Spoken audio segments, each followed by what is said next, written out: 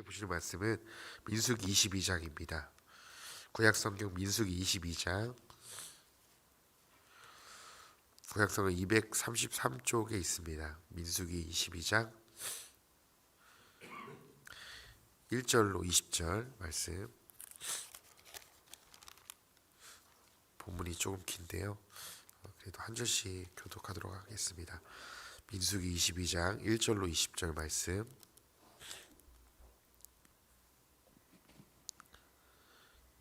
제가 읽겠습니다. 이스라엘 자손이 또 길을 떠나 모압 평지에 진을 쳤으니 요단 건너편 곧 여리고 맞은편이더라. 시보의 아들 바락이 이스라엘 아모리에 행한 모든 일을 보았으므로 모압이 심히 두려워하였으니 이스라엘 백성이 많음으로 말미암아 모압이 이스라엘 자손 때문에 번민하더라. 미디안 장로들이 이르되 이제 이 무리가 소의 밭의 풀을 뜯어 먹은 같이 우리 사방에 있는 것을 다 뜯어 먹으리로다 하니 그때에 시볼의 아들 바락이 모압 왕이었더라.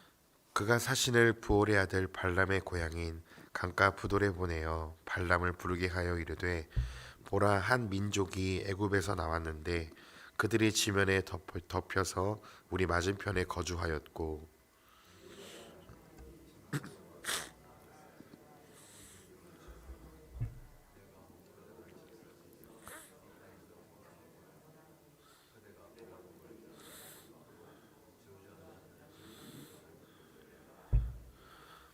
모압 장로들과 미디안 장로들이 손에 복채를 가지고 떠나 발람에게 이르러 발락의 말을 그에게 전하매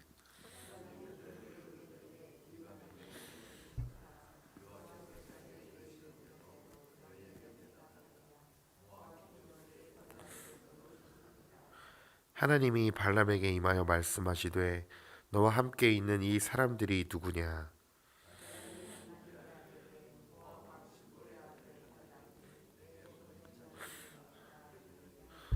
보라, 애굽에서 나온 민족이 지면에 덮였으니 이제 와서 나를 위하여 그들을 저주하라. 내가 혹 그들을 쳐서 몰아낼 수 있으리라 하나이다.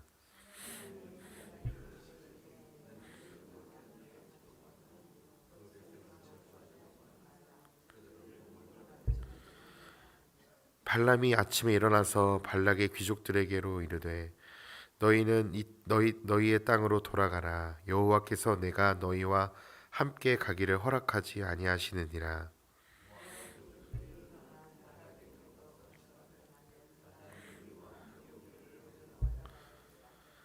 발락이 다시 그들보다 더 높은 고관들을 더 많이 보내매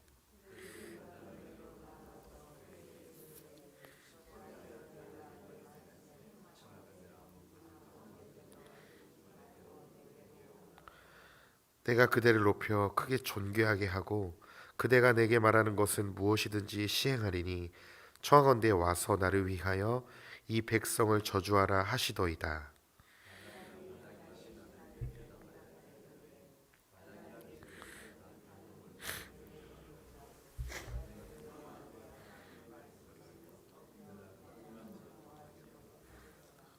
그런즉 이제 너희도 이 밤에 여기서 유숙하라. 여호와께서 내게 무슨 말씀을 더하실는지 알아보리라. 밤에 하나님이 발람에게 임하여 이르시되 그 사람들이 너를 부르러 왔거든 일어나 함께 가라. 그러나 내가 내게 이르는 말만 준행할지니라. 아멘.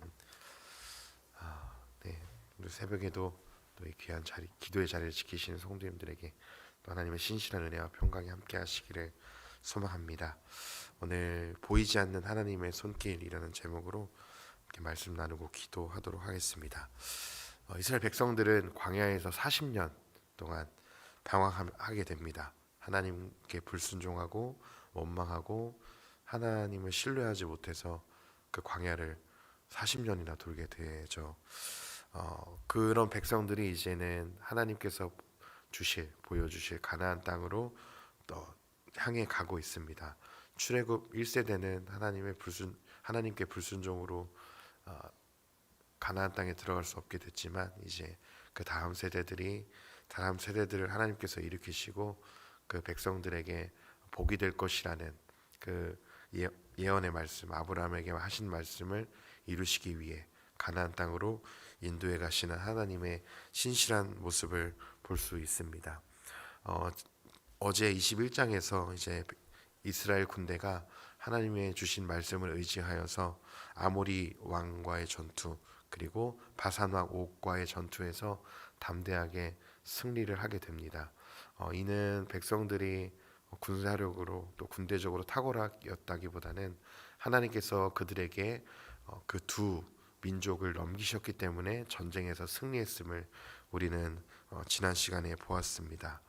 그렇게 불평하고 원망하던 백성들을, 그런 이스라엘을 포기하지 않으시고 하나님은 그들을 끌어내셔서 자신의 뜻하는 가나안 땅으로 인도하신 하나님의 모습을 보면서 여전히 연약하고 또 죄를 짓고 하나님 앞에 불순종하는 우리들이라 할지라도 하나님은 그런 우리들을 변화시켜서라도 복을 주기를 원하시고 하나님의 뜻대로 우리를 이루어 가기를 원하시는 분이십니다.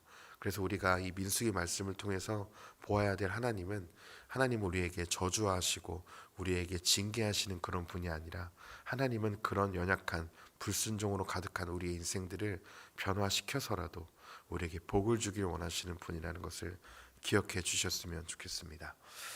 우리는 육체를 가지고 있는 사람입니다. 그래서 눈에 보이는 것만으로 판단하고 이해하기 쉽습니다. 눈에 보이지 않는 그 밖에서는 어떤 일이 일어나는지 우리는 알 수 없죠. 하지만 하나님은 내가 알 수 없는 곳에서도, 내가 보지 못하는 곳에서도 신실하게 일하는 분이십니다. 오늘 그 내용이 본문에 나오는데요. 오늘 본문에는 너무나 유명한 말씀이 나옵니다. 모압 왕 발락이 이제 예언과 점술가였던 발람에게 이스라엘 향해서 저주를 요청하는 그런 유명한 본문인데요. 이제 이스라엘 군대가 아모리 왕 또 그리고 바사나 옥을 물리치게 되어지자 모압의 왕이었던 발락은 초조하게 되어집니다. 이제 백성들이 오늘 본문 말씀 1절에 보니까 모압 평지에 이르렀다고 이야기합니다. 네, 이 모압 평지는 1절에서 얘기하는 것처럼 요단 건너편 곧 여리고 맞은편이었습니다. 이곳은 이스라엘 그 북부 지방 올라가는 그 길목에 있는 지역인데요. 발락은 그 당시 모압 지역을 다스리던 왕이었습니다. 이 발락은 이스라엘의 군대의 승리의 소식을 눈으로 보았고 귀로 들어서 매우 이스라엘 군대를 두려워하고 있었습니다. 그래서 그 이스라엘로 인해서 심히 두려워하고 번민하게 되어지죠. 이스라엘을 번민할 뿐만 아니라 엄청나게 싫어했습니다. 그 이유는 자기의 모압의 땅까지 그 이스라엘 군대가 다 무찔러서 자기가 모든 것을 잃어버릴까 두려웠기 때문에 그렇습니다. 그래서 이 두려움에 빠진 발락은 그 당시 부돌에 거주하던 예언자라고도 할 수도 있고요, 점쟁이라고도 할 수 있습니다. 그 발람에게 이스라엘 향한 저주를 요청하게 됩니다. 이 발람은 오늘 본문에는 저희가 읽었지만 조금 하나님의 말씀을 기다리는 좀 신실한 선지자로 보여지는데요. 사실 오늘 본문에서 자세히 보면 이 발람은 자신의 하나님의 뜻과 말씀보다는 돈에 눈이 멀어서 하나님을 이용하는, 또 하나님을 이용해서 이 돈을 취하려고 하는 거짓 선지자였습니다. 그래서 성경은 이 발람을 절대 긍정적으로 좋게 평가하지 않고요, 부정적으로 평가하는 것을 좀 알아주셨으면 좋겠습니다. 네, 이 발락이 발람 선지자를 섭외하기 위해서 이제 모압 땅에서 부돌까지 자기의 사신들을 보내게 됩니다. 이 거리는 엄청났습니다. 600km 정도가 되는 이 거리였는데요. 이제 거의 몇 달을 걸려서 이 사신들이 발락에게 부름을 받고 이제 선지자 발람에게 가게 되어집니다. 복채를 들고 가게 되어지죠. 그리고 이스라엘을 가서 도착하여서 이스라엘을 저주해달라는 이 왕의 청을 전하게 됩니다. 그러자 발람은 하나님께 뜻을 묻습니다. 오늘 말씀 읽었는데요. 네, 8절에 발람이 이렇게 얘기합니다. 이 밤에 여기서 유숙하라. 여기서 여호와께서 내게 이르시는 대로 너희에게 대답하리라. 그래서 모압 귀족들이 발람에게서 유숙하게 되어집니다. 네, 이제 사신들이 도착하게 되어졌고 발람은 내가 하나님께 청하고 물을 테니 이제 여기서 유숙하라고 얘기하게 됩니다. 하나님은 발람에게 바로 나타나셨고 정확하게 어떻게 해야 될지 말씀하시죠. 먼저 8절에 너와 함께 있는 사람, 이 사람이 누구냐라고 물어보십니다. 하나님은 지금 발람에게 온 사람들, 발락이 보낸 사신들이 누구인지 모르셔서 물어보는 것이 아니라 발람이 정직하게 하나님 앞에 이야기하기를 기다리시는 것으로 보여집니다. 그리고 나서 이제 발람에게 하나님께서 분명히 이렇게 말씀하셔요. 12절에 하나님이 발람에게 이르시되 너는 그들과 함께 가지도 말고 그 백성을 저주하지도 말라. 그들은 복을 받은 자들이니라. 네, 이스라엘 백성들을 저주하려고 하는 이제 발람에게, 그런 유혹을 받은 발람에게 분명히 세 가지 말씀하세요. 그 발락이 보낸 선지자들, 그 장로들과 너희는 가지 말고 너는 그 백성을 저주하지도 말라. 왜냐하면 그 이스라엘 백성들은 이미 복을 받은 자들이기 때문에 그렇습니다. 하나님은 분명하게 말씀하셨어요. 너는 발락이 보낸 사실들과 가지 말고, 그리고 그들을 저주하지도 말고, 그리고 그들은 왜냐하면 이미 내 백성이고 나에게 복을 얻은 사람이라고 분명히 세 가지 말씀하십니다. 근데 발람은요, 어떻게 이 말을 발락의 사신들에게 전하냐면요, 세 가지를 다 전하지 않습니다. 한 가지만 전합니다. 이렇게 이야기합니다. 13절에 발람이 아침에 일어나서 발락의 귀족들에게 이르되 너희는 너희의 땅으로 돌아가라. 여호와께서 내가 너희와 함께 가기를 허락하지 아니하시느니라. 네, 두 가지는 싹 빼버렸어요. 첫 번째만 이야기했습니다. 하나님이 너희와 함께 가는 것을 원하지 않으신다. 왜냐하면 그 사람들은 하나님께 이미 복을 얻은 사람들이다. 그 사람들을 그러니 저주하지 말라. 이 말을 빼버린 거예요. 왜 발람이 뺐을까요? 네, 아까 서두에도 말씀드렸지만 발람은 재물에 눈이 멀어서 이제 사신들이 가져온 재물들과 그거에 눈이 멀어서 차마 그 두 가지는 말을 못하고 하나님이 가지 말라게 한다라고 말씀만 전하게 됩니다. 참 선지자가 아니었죠. 하나님의 말씀을 가감없이 모두 다 이야기하여야 했지만 발람은 그러지 못했습니다. 모압 왕 발락은 어쨌든 발락의 제안을 발람은 거절하게 됩니다. 이 발람이 제안을 거절하자 이제는 더 높은 고관들과 그 요구하는 모든 것들을 들어줄 것을 제안하여서 다시 사신을 보냅니다. 발락이 엄청나게 투자를 하고 있는 것이죠. 그리고 이 더 높은 고관들을 보내서 제발 좀 이스라엘을 저주해 주기를 다시 한번 청합니다. 발람은 발락의 왕이 집에 가득한 은금을 내게 줄지라도 내가 능히 하나님의 말씀을 어기지 못한다고 다시금 거절합니다. 근데 또 발람은 또 거절을 합니다. 네, 내가 수많은 내게 은금을 줄지라도 거절을 하는데 완벽하게 또 거절을 한 건 아니에요. 오늘 말씀 19절에 보니까 하반절에 내게 무슨 말씀을 더 하시는지 알아보리라. 예, 잠깐만 기다려. 하나님이 나에게 무슨 말씀을 더 할지 내가 좀 알아볼게. 이 말은 뭐냐면 이제 이 하나님께서 분명히 이스라엘을 저주하지 말라고 이미 말씀하셨는데 그들과 가지 말라고도 말씀하셨는데 그러나 발람은 겉으로는 이 약속한 하나님의 말씀을 지키는 것 같았지만 이 속으로는 겉으로는 부귀와 명예를 거절하는 것 같았지만 속으로는 하나님께서 저주함을 허락해 주길 바랬던 거예요.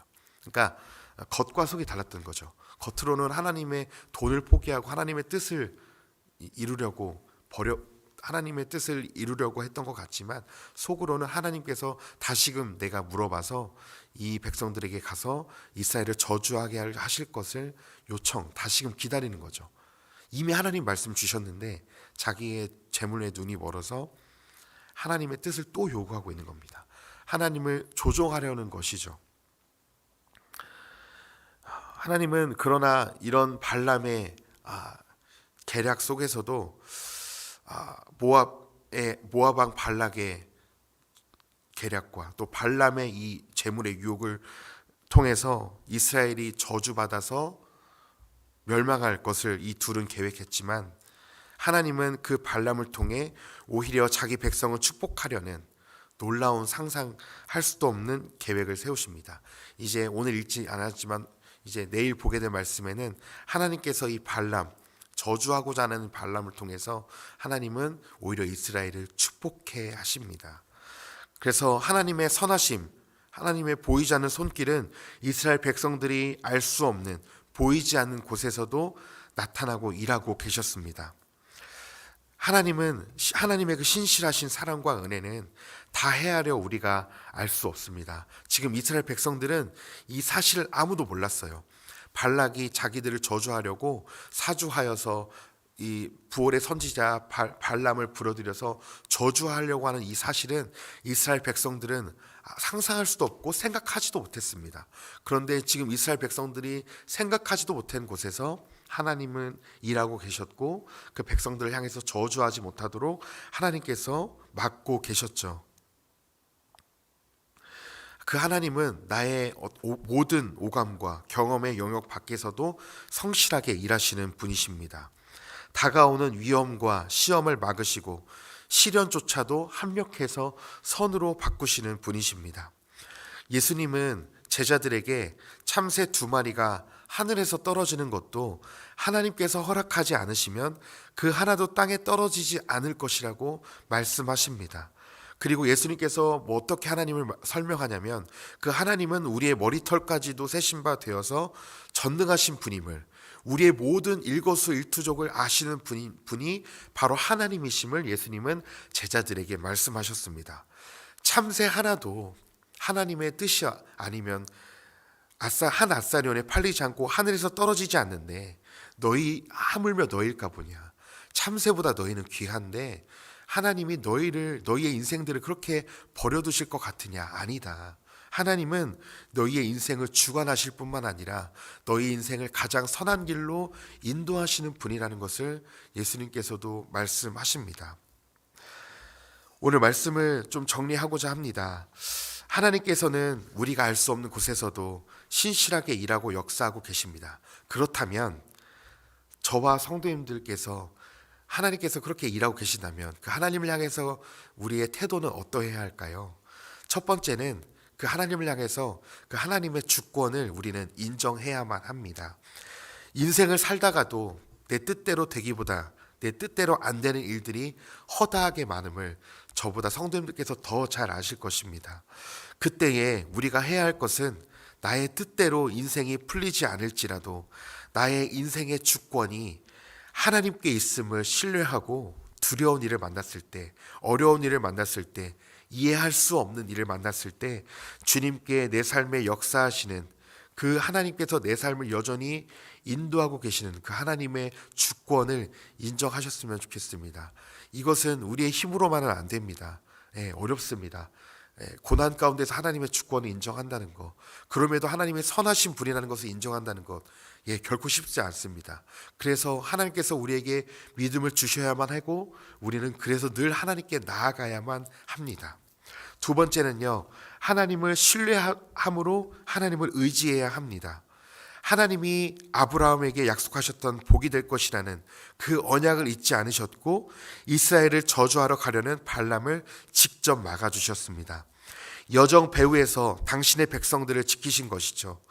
하나님은 우리가 알 수 없는 영역 밖에서도 하나님의 약속을 따라서 일하십니다. 하나님은요, 우리를 위해 아들까지도 아낌없이 보내시는, 우리를 너무나도 사랑하시는 분이십니다. 하나님께서 우리를 살리시기 위해 아들까지 주셨다면 우리를 위해서 무엇을 더 주시지 못하겠습니까? 하나님의 사랑이 의심이 될 때, 하나님께 선하심이 우리 안에 보여지지 않을 때 우리를 위해서 아낌없이 예수 그리스도를 보내신 하나님의 사랑을 기억해 주십시오. 하나님을 아들을 포기하실 만큼 저와 성도님들을 사랑하셨기 때문에 비록 우리가 고난을 여전히 걷고 있다 할지라도 그 하나님의 사랑은 그 고난 가운데서도 여전히 함께 하시고 그 고난을 통해서 우리에게 가장 좋은 것을 주기를 원하시는 분이심을 잊지 않으셨으면 좋겠습니다. 마지막으로 세 번째, 우리를 위해서 일하시는 하나님을 대하는 우리의 태도는 하나님께서 하실 일들을 기억하는 것입니다. 하나님은 이스라엘을 저주할 발람을 통해 오히려 이제 자신의 백성들을 저주의 입술에서 축복의 입술로 바꾸려는 계획을 가지고 계셨습니다. 하나님의 선하심은 늘 우리의 상상과 한계를 뛰어넘으십니다. 하나님은 우리가 생각할 때 요 정도, 나에게 그냥 먹고 살 만큼 채운 정도가 아니라 우리의 모든 것을 뛰어넘으시고 우리에게 더 넘치도록 주기를 원하시는 분이 우리의 하나님이십니다. 우리 주님은 오늘도 우리의 삶에 여전히 역사하십니다. 눈에 보이지 않지만 하나님은 우리의 눈의 이상의 배후에서 우리를 위해 일하고 계시고 우리의 삶을 주관하고 계시고 우리를 보호하고 계십니다. 우리가 미처 다 보지 못하고 알지 못할지라도 우리를 위해서 일하시는 줄 믿습니다. 우리의 시련조차도 합력하여서 선으로 이끄시는 하나님, 눈앞의 일만으로 우리의 인생을 함부로 판단하지 마시고 오늘 하루도 그 하나님의 사랑을 믿으면서 하나님을 인정하고 그 주님만 의지하셨으면 좋겠습니다. 그래서요, 우리의 삶의 일이 너무 잘 풀린다고 교만할 수도 없고요, 고난 가운데 걸어갈지라도 낙심할 필요도 없습니다. 왜냐하면 하나님은 우리에게 가장 적절하게 가장 선하게 인도하시기 때문에 그렇습니다. 그래서 오늘 하루도 우리의 교만함을 내려놓고 또 고난 가운데 좌절하거나 낭망함도 버려두고 하나님을 신실하게 의지하심으로 오늘도 그 주님을 의지하심으로 오늘 하루 가운데 일하시는 그 주님을 발견하는 하루가 되시기를 간절히 소망합니다. 기도하겠습니다. 하나님, 오늘 이 발락과 저주하려는 발람을 통해서 그 백성들을 저주함을 그대로 보지 않으시고 하나님께서 발람에게 나타나셔서 그 백성들에게 저주함을 막으시며 또 그 백성들이 하나님 앞에 복받은 자임을 하나님께서 먼저 말씀하신 것을 우리가 말씀으로 보았습니다. 하나님, 우리가 알지도 못하는 곳에서 우리가 상상할 수도 없는 곳에서 우리를 위하여 일하고 계시는 하나님, 우리가 그 하나님의 손길을 삶에서 발견하기를 소망합니다.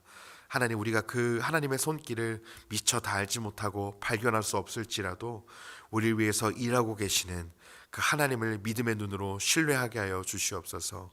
우리의 믿음의 증거가 눈에 보이지 않는다 할지라도 우리가 이미 받은 그 말씀으로 이미 우리에게 주신 예수 그리스도로 우리가 그 하나님의 사랑을 의심하지 않게 하여 주시고 오늘 하루도 그 주님을 신뢰함으로 그 주님만 의지하는 하루 되게 하여 주시옵소서. 지금까지 우리를 먹이시고 입히신 하나님, 앞으로의 우리의 삶도 먹이시고 입히시며 우리가 비록 시련에 있다 할지라도 그 결국 시련을 통해서 가장 선으로 가장 아름다운 것으로 주실 그 하나님을 바라보며 오늘도 믿음으로 그 길을 걸어갈 수 있도록 성령 충만케 하옵소서. 감사합니다. 사랑하며 예수님의 이름으로 기도했습니다. 아멘.